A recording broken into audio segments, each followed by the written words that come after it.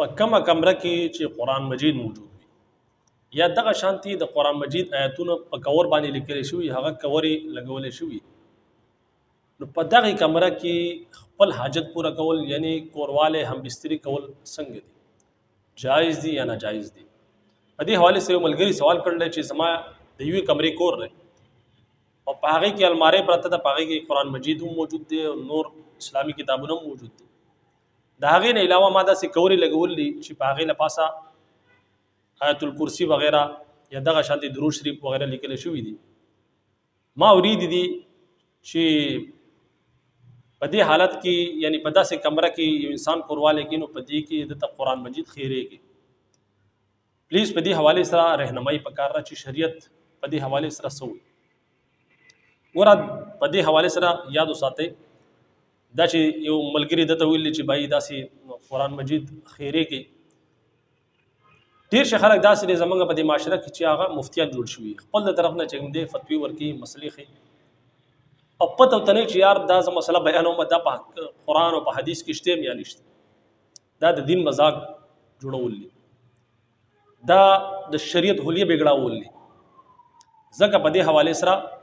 خپل د طرف نه مسلې بیانول خپل د طرف نه شریعت بیانول دا ګوره حرام عمل دی حدیث شریف کې سره راځي رسول الله صلی الله علیه وسلم فرمایي چې یو خبره ما نه کړي او زما طرف ته سړی منسوب کی فليتبوأ مقعده من النار دغه چې کوم ټکانه دغه جهنم نو دین بیانول د شریعت مسله بیانول یا داسې حدیث بیانول چې به دا په حدیث کې داسې راغلی حالانکه په حدیث کې داسې خبره نه نو ګره یاد وساتئ داسې انسان لپاره رسول الله صلی الله علیه وسلم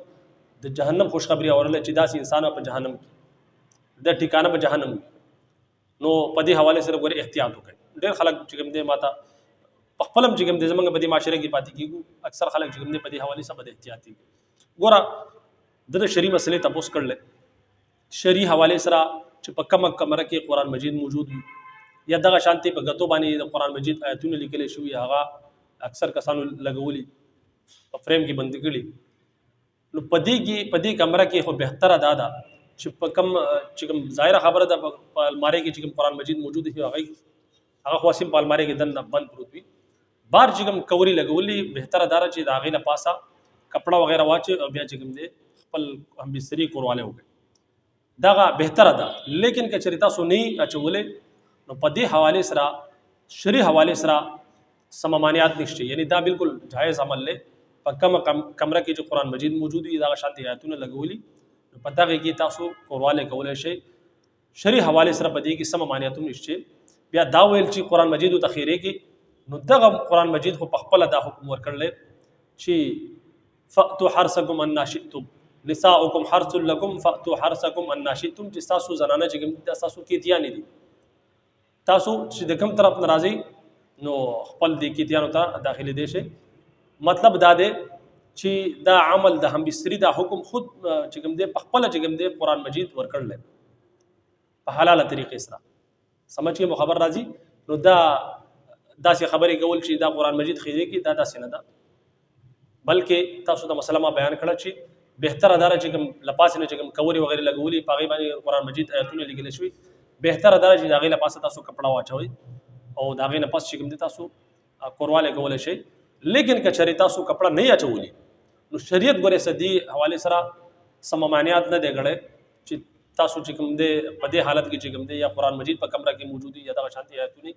نو تاسو هم استعمال نشئ کولی په دې حوالې سره سم مانعات نشته بالکل جایز عمل دی نو پلیز په دې حوالې سره چې کوم خلک چې کوم دی خپل د طرف نه مسلې بیانوي هغو ته زما دا درخواست دی چې په دې حوالې سره احتیاط وکړئ که چېرې احتیاط نه کوئ نو د داسې انسان لپاره تاسو ما مخکې خبر بیان کړه رسول الله صلی الله علیه وسلم فرمایي چې کوم یو انسان زما طرف ته د داسې خبرې نسبت وکړي چې هغه ما نه ویلي هغه خبره ما نه کړي نو د داسې انسان چې کوم ټکانه ده هغه جهنم دی